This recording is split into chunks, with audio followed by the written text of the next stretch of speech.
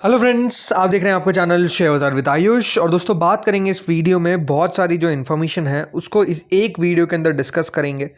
तो बात दोस्तों इस वीडियो में हम टाटा मोटर्स पे करेंगे, बात हम करेंगे केन्स के ऊपर, बात करेंगे एस्ट्रल के ऊपर, बात करेंगे कुछ आईपीओस के ऊपर। तो स्टॉक स्प्लिट के बारे में दोस्तों चर्चा होगी, तो वीडियो आप लोग देखिएगा पूरा। लेकिन उससे पहले अभी तक अगर आपने दोस्तों चैनल को सब्सक्राइब नहीं किया तो ज़रूर सब्सक्राइब कर लीजिएगा। और एज अ डिस्क्लेमर, अगर दोस्तों हम कोई भी स्टॉक के बारे में बात करते हैं तो एक बात ध्यान रखिएगा, कोई वो बाय और सेल रिकमेंडेशन नहीं है।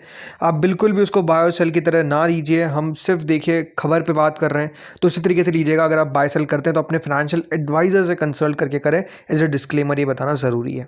तो चलिए दोस्तों, वीडियो को शुरू करते हैं। शुरुआत किससे करते हैं? शुरुआत टाटा मोटर्स से ही करते हैं। अब अगर आप दोस्तों पिछला हफ्ता देखेंगे तो टाटा मोटर्स का अच्छा जाता हुआ देखने को मिला। मैं बात कर रहा हूँ टीएमसीवी, टाटा मोटर्स कमर्शियल व्हीकल की, जहाँ पर आपको शेयर लगभग 6-7% बढ़ता हुआ दिखा है। तो लास्ट एक महीने में मोर देन 12-13% का जो अपमूव है वो आपको आता हुआ दिख गया है। देखिए, काफ़ी उतार चढ़ाव देखने को मिले, काफ़ी तेज़ी से ऊपर गया, फिर काफ़ी तेज़ी से नीचे आया। और अब अगर आप देखेंगे तो एक रिकवरी के पाथ पर है। कितना ये रिकवरी देखिए सस्टेनेबल है, कितना नहीं है, समय बताएगा। बट कंपनी दोस्तों नो डाउट फोकस में भी हमको देखने को मिल रही है, और उसके पीछे का रीज़न है बिकॉज कंपनी जो है दोस्तों एक बड़ी डील करने वाली है, और ये है आईवीको डील। मतलब दोस्तों, कंपनी जो है वो अपना ग्लोबल प्रेजेंस बढ़ाने के लिए एक कंपनी को एक्वायर करने वाली है। और कंपनी ने कहा है कि ये एम करेंगे to reclaim 40% of the Indian market by FY 28। और Iveco's acquisition is expected to unlock new markets, products and technologies complementing Tata Motors existing strength and creating significant synergies. तो बेसिकली दोस्तों, कोई कंपनी किस कंपनी को कब तब एक्वायर करती है जब उनको लगता है कि हाँ, पहली बात तो ये कंपनी जो है वो बिल्कुल हमारे जिस प्रकार का बिजनेस कर रही है, प्लस इस कंपनी को एक्वायर करके हमारा जो डाइवर्सिफिकेशन है वो और बढ़ता हुआ देखने को मिल सकता है।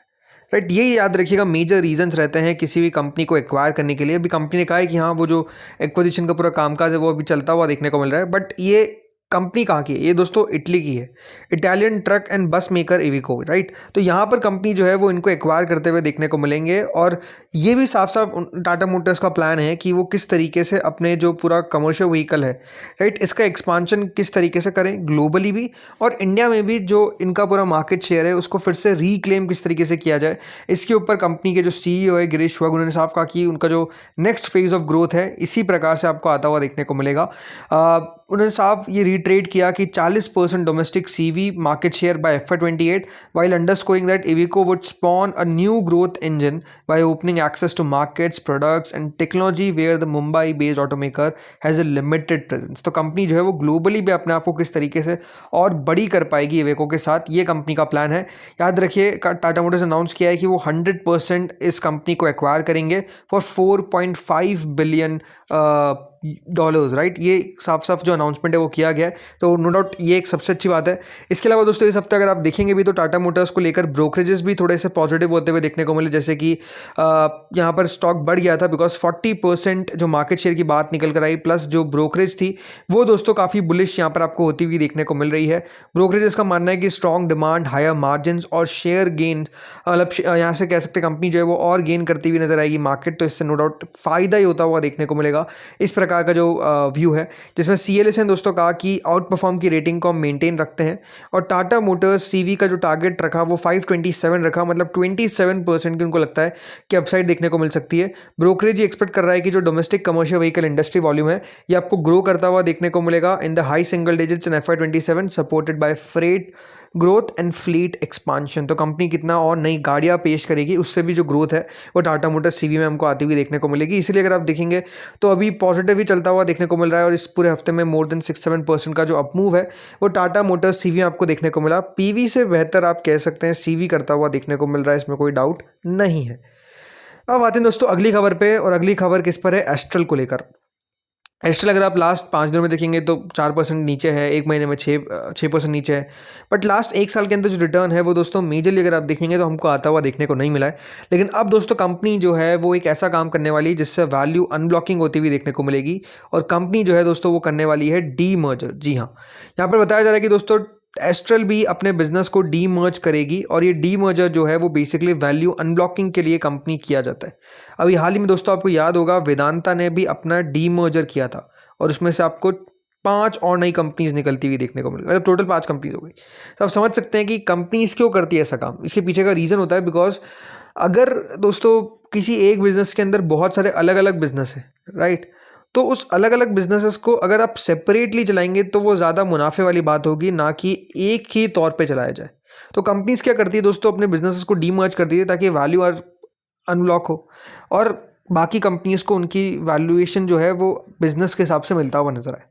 तो यहाँ पे दोस्तों खबर आ रही है कि टाटा जो एस्ट्रल है वो क्या करेगा, अपने बिजनेस को रीस्ट्रक्चर करेगा, और रीस्ट्रक्चर इस तरीके से करेगा कि डीमर्जर कर देगा इससे केमिकल बिजनेस का into a separate listed entity, और इसका दोस्तों नाम होगा एस्ट्रल केमी, और अमलगमेट करेगा of Al Aziz plastics into Astral. तो एक दोस्तों कंपनी जो है वो एस्ट्रल के अंदर आपको ऐड होती हुई देखने को मिलेगी, अल अजीज प्लास्टिक्स, और एक कंपनी आपको बाहर निकलती हुई देखने को मिलेगी, एस्ट्रल केमी, और ये अलग से आपको लिस्ट होती हुई देखने को मिलेगी।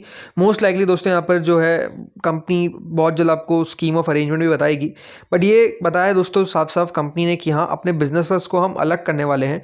जो इनका प्राइमरी रीज़न है जो बताया जा रहा है कि किस तरीके से डाइवर्सिफिकेशन हो सके एस्ट्रल की केमिकल सेगमेंट का। In this vertical the business spans एडिसाइड्स, पॉलीविनाइल एसीटेट, काइनो एक्रिलेट्स और सॉल्वेंट सीमेंट्स, ये सब कंपनी जो है वो बेचती है इसके अंदर।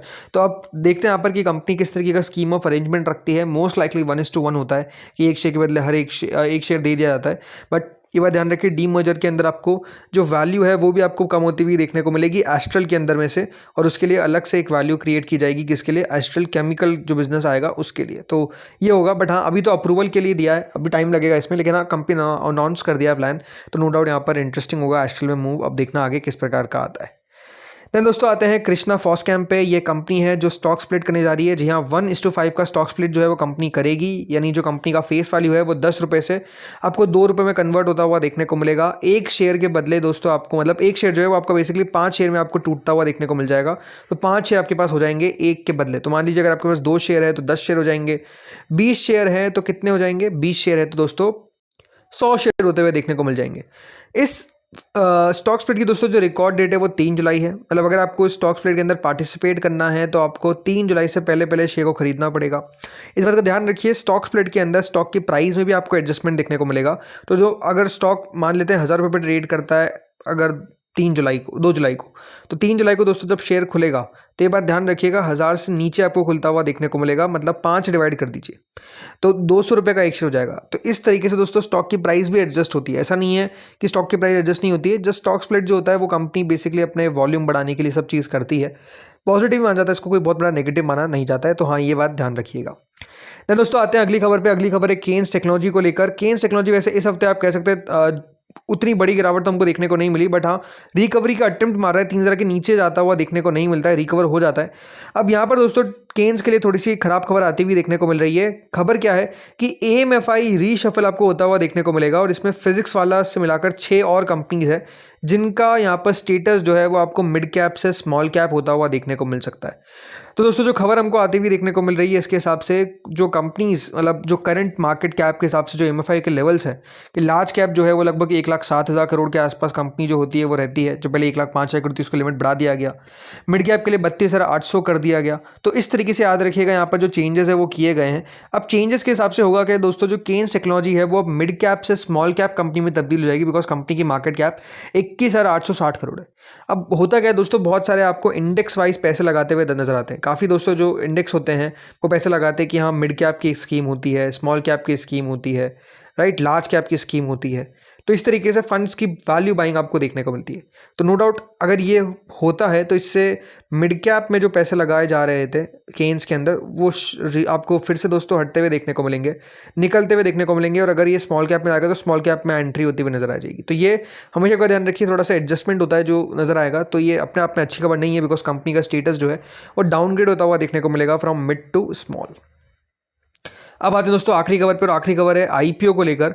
सेबी ने दोस्तों 3 आईपीओस को अप्रूव किया है, टोरेंट गैस, कनोहर इलेक्ट्रिकल्स और साथ्या एजेंसीज। जी हाँ, इन 3 आईपीओस को मिल चुकी है मंजूरी, यानी तीनों आईपीओ आपको आते हुए देखने को मिलेंगे। सेबी ने इनको ऑब्जर्वेशन दे दी है, मतलब इशू कर दिया कि हाँ आप चाहे तो अपना आईपीओ लेकर आ सकते हैं। अब कंपनीज पे होता है कि वो कब अपना आईपीओ लेकर आए। टॉरेंट गैस ने दोस्तों अपने जो पेपर्स थे वो फाइल किए थे कॉन्फिडेंशियल रूट की तरह, तो मैंने कंपनी को अब अपनी अपडेटेड DRHP, राइट, जिसको हम UDRHP बोलते हैं, वो फाइल करनी पड़ेगी। इसके अलावा जो बाकी 2 कंपनीज थी वो नॉर्मल रूट के थ्रू ही आई थी। तो हाँ, इन तीनों IPOs को मतलब अप्रूवल मिला है। सो लेट्स यहाँ पर कब कंपनी अपना IPO लॉन्च करती है। अप्रूवल का मतलब ये है कि अब आपके ऊपर है कब आपको IPO लॉन्च करना है। तो फ्रेंड्स, इस वीडियो में इतना ही था। होपफुली आपको वीडियो बढ़िया लगा होगा, अच्छा लगा तो लाइक कर देना, चैनल से पहली बार जुड़े सब्सक्राइब कर देना। Thank you friends watching this video.